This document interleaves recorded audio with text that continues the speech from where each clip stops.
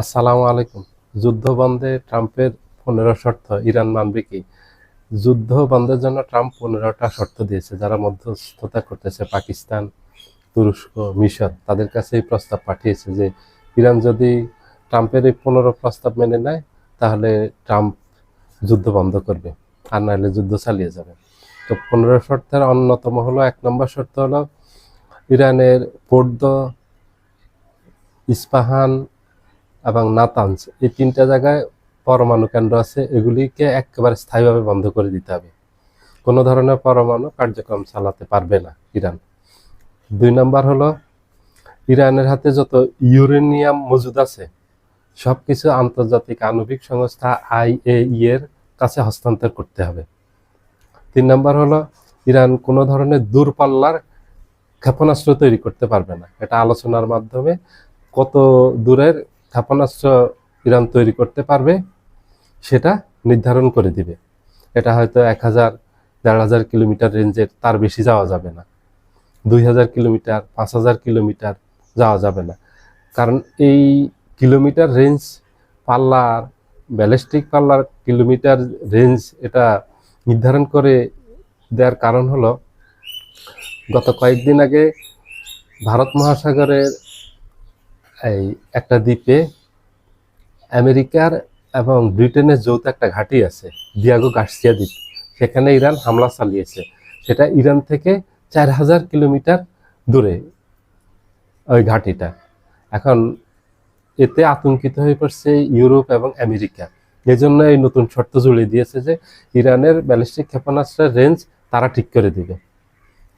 তা তারপরের শর্ত হলো, মধ্যপ্রাচ্যে ইরানের যে প্রক্সি গ্রুপগুলো আছে, যেমন হামাস, হিজবুল্লাহ, ইয়েমেনের হুতি এবং এই ইরাকের একটা মিলিশিয়া গ্রুপ আছে ইরানের, এদেরকে সকল ধরনের অর্থায়ন বন্ধ করতে হবে, এদেরকে সকল ধরনের সহযোগিতা বন্ধ করতে হবে, এদের সাথে সকল সম্পর্ক ছিন্ন করতে হবে।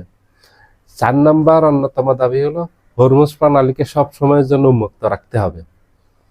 হরমুজ প্রণালীকে কোনো অবস্থাতে হাতিয়ার হিসেবে ব্যবহার করা যাবে না। এখন আর এটার বিনিময়ে কি পাবে ইরান? ইরানকে আমেরিকা বেসামরিক পরমাণু বিদ্যুৎ কেন্দ্র তৈরি করে দিবে, কারিগরি সহযোগিতা দিবে, সেখান থেকে ইরান বিদ্যুৎ উৎপাদন করবে। দ্বিতীয় হলো, ইরানের উপর যত ধরনের নিষেধাজ্ঞা আছে অর্থনৈতিক, এগুলি প্রত্যাহার করা হবে।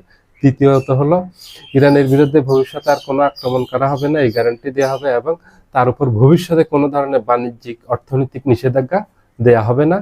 এর বিনিময়ে ইরান যদি এই প্রস্তাবে রাজি হয়, এখন ইরান এই প্রস্তাবে একটাতেও রাজি হবে না, কারণ ইরান প্রথমেই ঘোষণা দিয়েছে যে এই যুদ্ধ অনন্তকাল চলবে, এই যুদ্ধের প্রস্তুতি তাদের আছে, দীর্ঘমেয়াদী যুদ্ধের।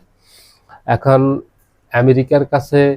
আমেরিকার সাথে সমঝোতা করা অর্থ হলো ইরান পরাজিত হওয়া, ইরান এটা মনে করে। কারণ তারা এর মধ্যে গত বছর জুনে ইরানের উপর একবার আক্রমণ করছে, তখন ইরানের এই সামরিক অনেক কমান্ডারকে, উচ্চপদস্থ সামরিক কর্মকর্তাকে হত্যা করা হয়েছে, প্রায় 40 জন তখন হত্যাকাণ্ডের শিকার হয়েছে ইসরায়েলের।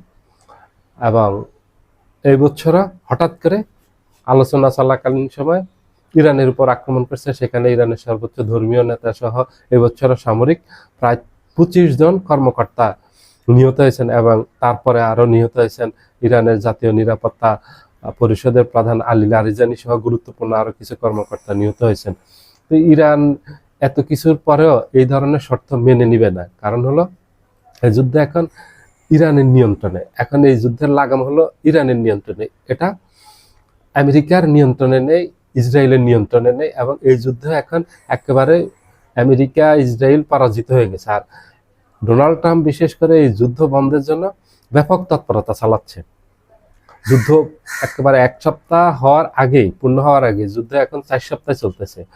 যুদ্ধ যখন প্রথম সপ্তাহে গড়িয়েছে তখনই ডোনাল্ড ট্রাম্প বিভিন্ন জায়গায় ধর্ণা দিয়েছে, কাকুতি মিনতি করেছে যে যুদ্ধ বন্ধের জন্য। আবার এখন নতুন করে পাকিস্তান, তুরস্ক, মিশরকে দায়িত্ব দিয়েছে এই যুদ্ধ বন্ধের আলোচনা করার জন্য ইরানের সাথে। ইরান এই অবস্থাতে আলোচনায় যাবে না, এটা আমার ধারণা, কারণ ইরান এখন খুব ভালো একটা অবস্থানে আছে, শক্তিশালী অবস্থানে আছে।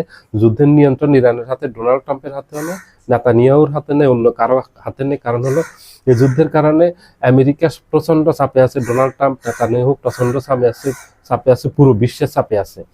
এই যুদ্ধ কেন শুরু করলো? যুদ্ধের কারণে এখন হরমুজ প্রণালী বন্ধ, পুরো বিশ্বে তেলের হাহাকার চলতেছে, এলএনজি গ্যাসের হাহাকার চলতেছে, মধ্যপ্রাচ্যের দেশগুলিতে তেল উৎপাদন বন্ধ আছে।